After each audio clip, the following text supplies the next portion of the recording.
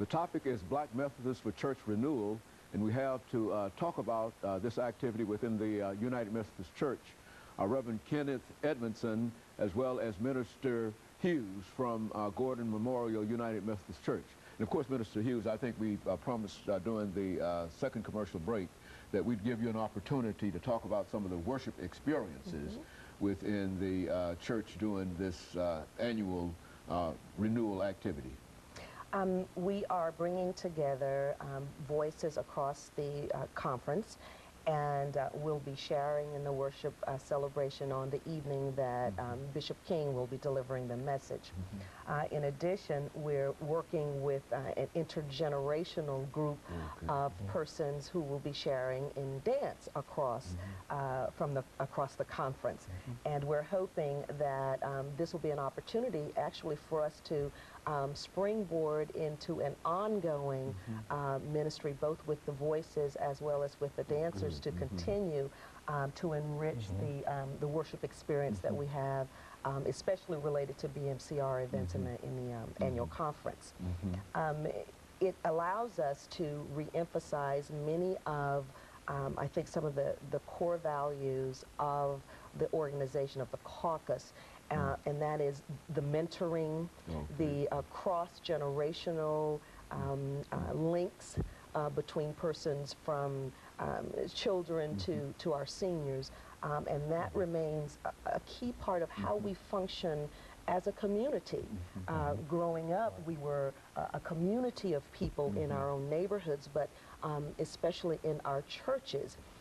That family, collegial fellowship time together allowed us to be able to learn more about our heritage, what our responsibilities are to perpetuate the leadership and the foundation laid by those who went before us.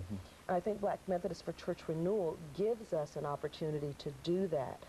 The training focuses on communications needs of our churches, the leadership development needs, spiritual formation, and helps us be able to provide educational resources, worship resources, and experiences that say to our young people, we are unique, we are valued for that uniqueness, we have a variety of gifts, and this particular type setting gives us an opportunity not only to demonstrate the value of our unique gifts, but to bring persons together who have different worship experiences.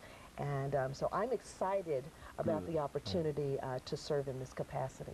I would imagine, Reverend Edmondson, that this whole activity has increased the awareness of the conference, the general conference, in reference to this. I think, as she indicated earlier, that some of the worship experiences of the African American church are generally a part of the conference. And I thought, as she talked about that, of the efforts made by your own church and some of the things that we've read in the newspaper and et cetera, in terms of bringing that kind of music into the general conference and et cetera. Why don't you speak to that as an activity? I think that, that your church is known really for that kind of activity. Yes, thank you, Dr. Haney. Gordon Memorial has a reputation for having a very strong worship and music experience under the leadership of Barbara Thomas, who has celebrated 50 years in music ministry. We have been able to provide a repertoire that's inclusive of anthems, spirituals, gospel music, contemporary music, and been able to blend that